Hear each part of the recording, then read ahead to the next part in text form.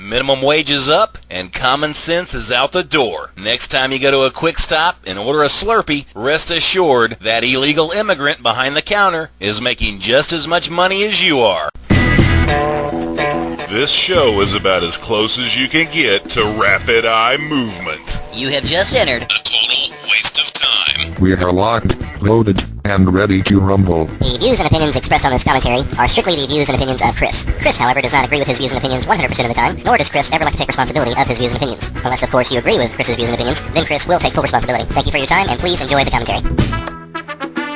Hello and welcome to A Total Waste of Time. My name's Chris, and I want to thank you for hanging out today with me in the hood. You've got to admit, this show's a heck of a lot better than drinking yourself to death. Maybe once I'm done, we can hop in the G-Ride and put some caps in some people's butts. Or we can just sit back and sip on some gin and juice. Home slice. Today, I'd like to talk about minimum wage and what that means to you and me. Let's get things started by looking at it at this angle.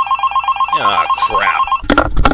Hello, this is Chris. Oh, yeah, is this Chris? Yeah, this is Chris. Hey, Chris, this is Codgety Old Man.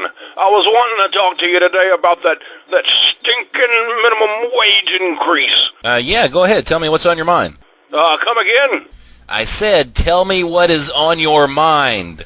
Listen here, young man, you don't have to treat me like I'm stupid.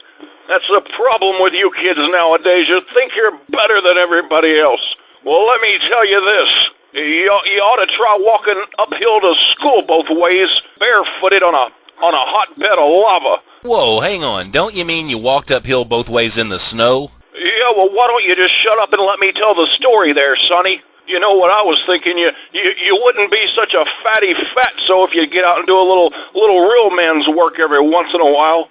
Hey, why does every phone conversation I have turn into a fat joke? Will somebody please tell me that? Hey, how about you stop eating your Doritos long enough so I can make a point?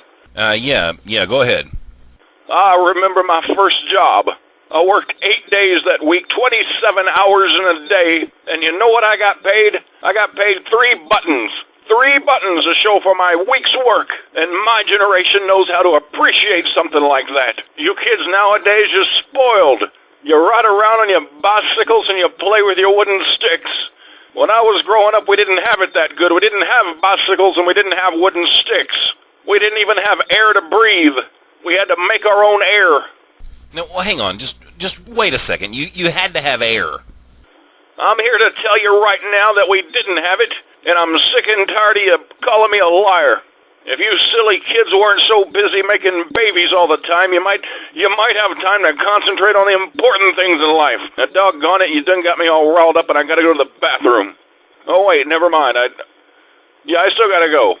Can we block that number, please? Is that even at all possible? I really don't want him calling back. Okay, now, back to the point. Gonna have to make this quick now because I'm almost out of time.